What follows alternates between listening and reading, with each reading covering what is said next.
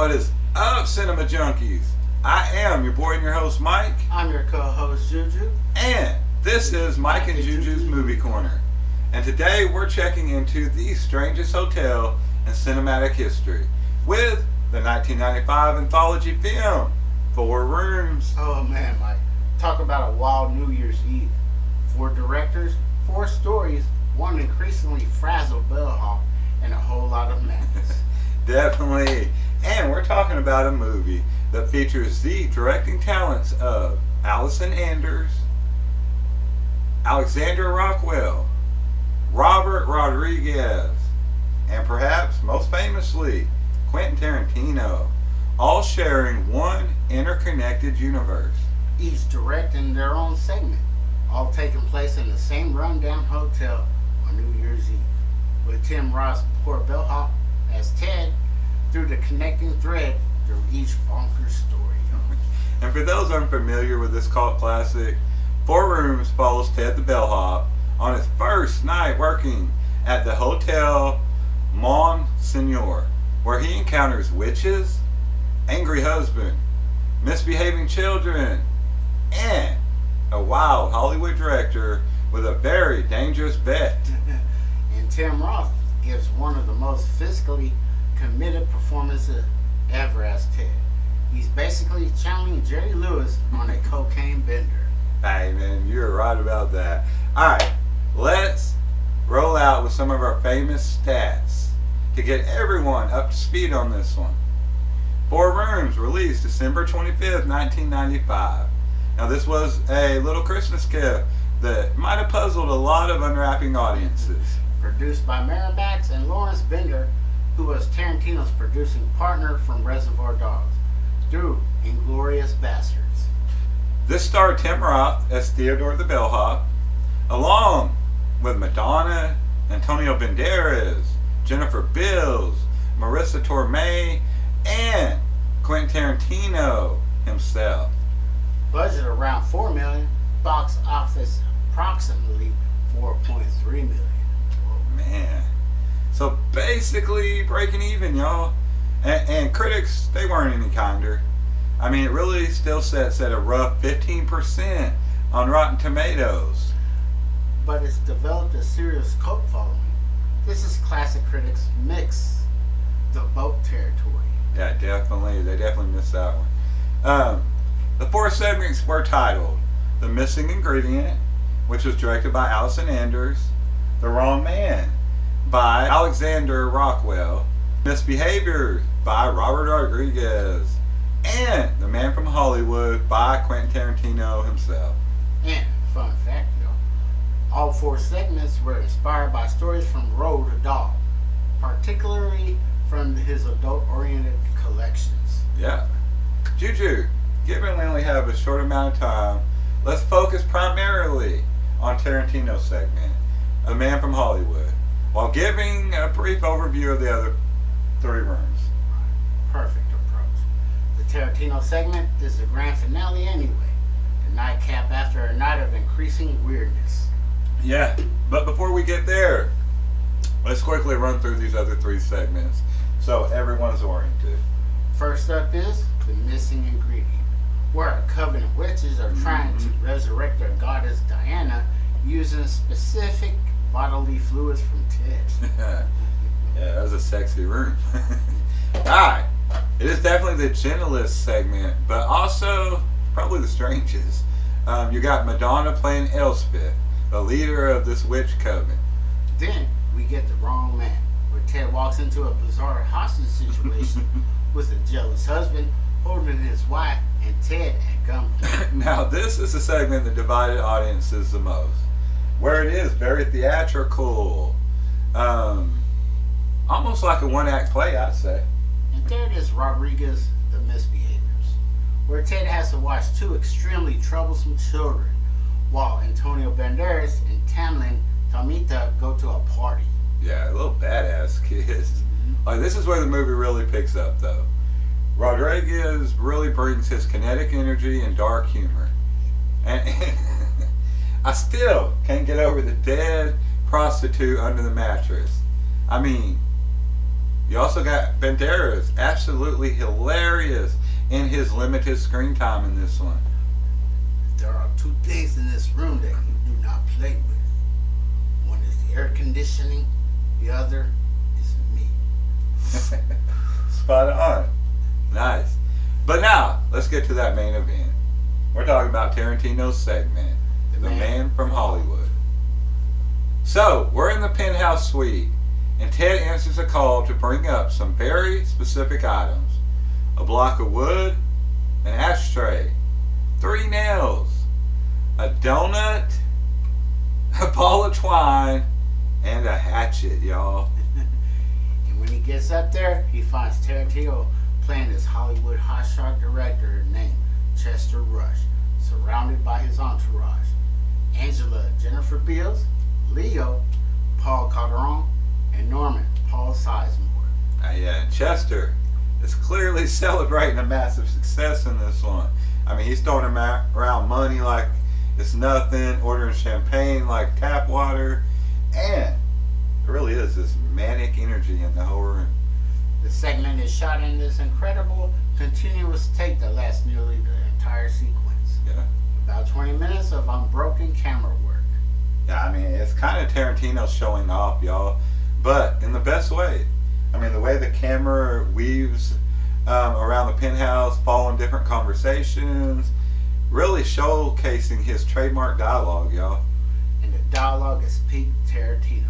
Definitely. All these pop culture references and the story Chester tells about the Alfred Hitchcock Presents episode called Man from the South. Hey, which was actually based on the same Roald Dahl short story that inspired Tarantino's segment.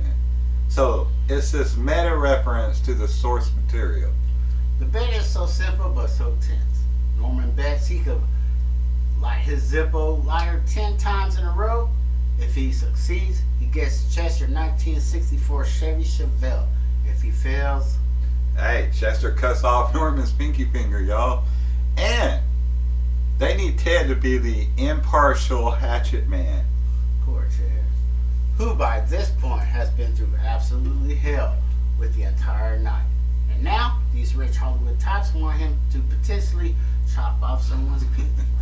And what makes this segment so brilliant is how Tarantino builds the tension. I mean, you start off with this almost party atmosphere, but as the bet gets closer to happening, the mood shifts completely, y'all. And the camera work reflects that. It gets more intimate, more claustrophobic. Yeah, the payoff is so perfectly unexpected, too. I mean, Norman's lighter doesn't light on the very first strike attempt.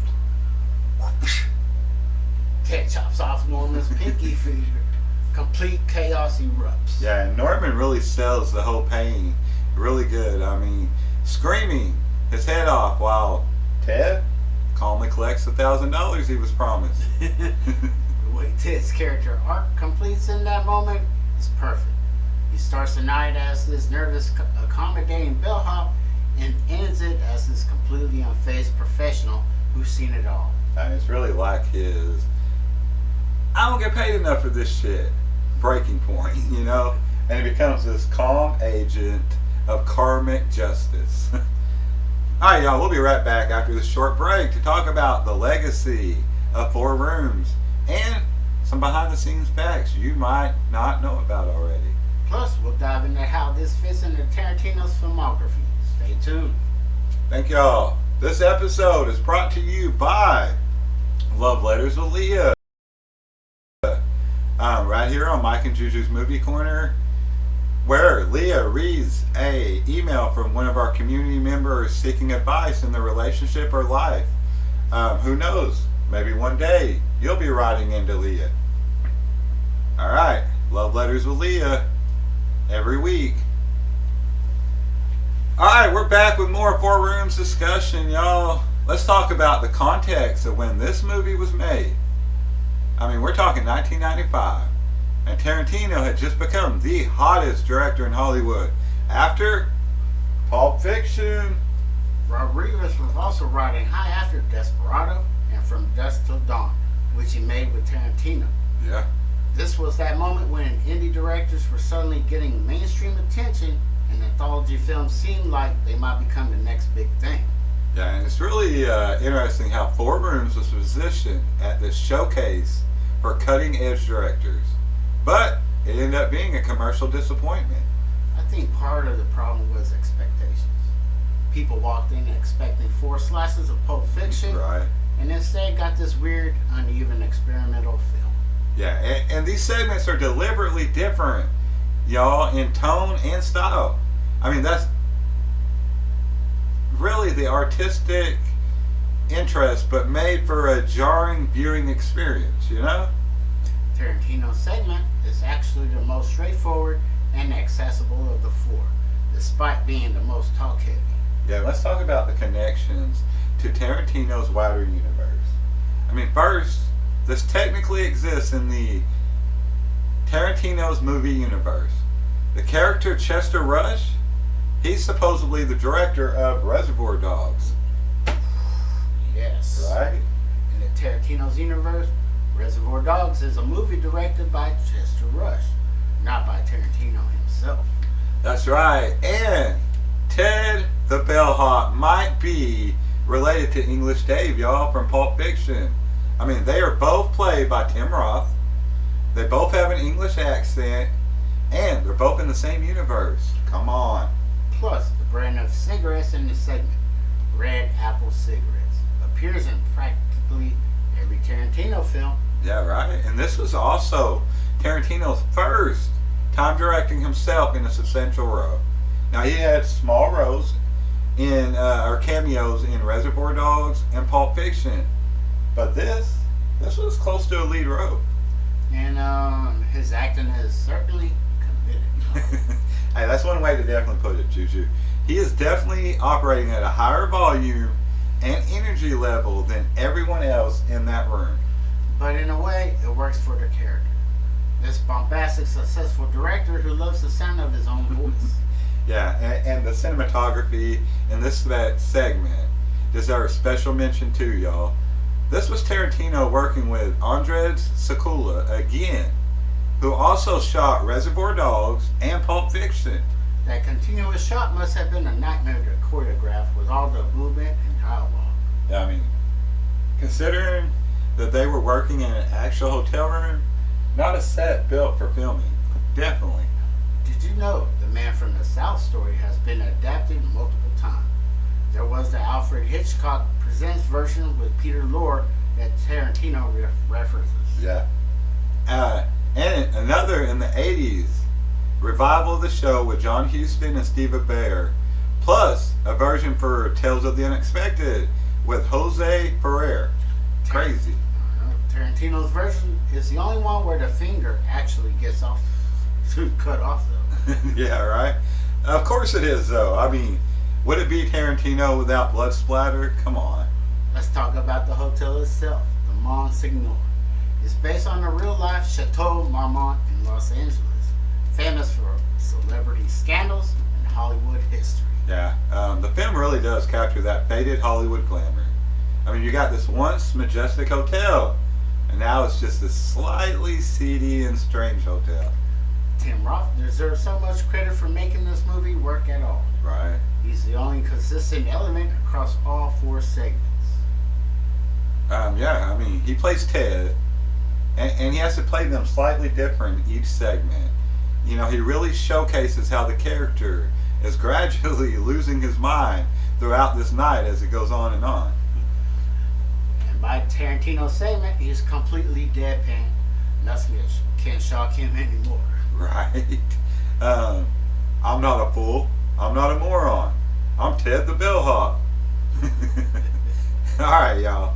Sorry for that. Let's wrap up with our favorite moments. Juju, you take this. From the Tarantino segment, I love the moment when Chester explaining the bet and the camera does that slow pushing on Ted's face as he realizes that they're asking him to do. Right. Mine has to be the aftermath of the chopping. Ted calmly picks up the money while Norman is screaming his head off. I mean, this contrast is perfect dark comedy, Juju. I also love the Rodriguez segment with the kids discovering increasingly horrible things in the hotel room. Don't open that. Don't open that. Too late. The whole movie has this New Year's energy too. That chaotic feeling where the night just keeps getting weirder as it goes on. You're right. And by the ending, with Ted finally leaving the hotel after his shift, walking down the hallway, more dancing. I mean, he's light on his feet, and then entering that golden hotel or that golden elevator, and it closing as it all goes black. I mean, something poetic about that, y'all. Absolutely. Alright, well that wraps up our dive into Four Rooms and Tarantino's The Man from Hollywood segment. It may not be the most celebrated film in Tarantino or Rodriguez filmographies, but it's a fascinating experiment and definitely worth revisiting. Yeah.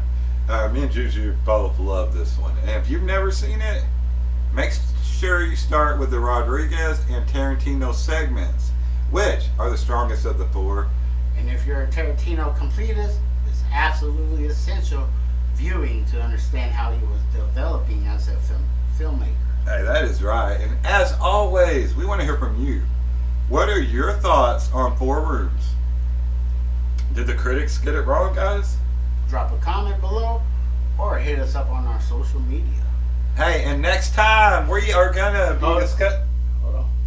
For the next time. Every time. One day I'm gonna get it out first.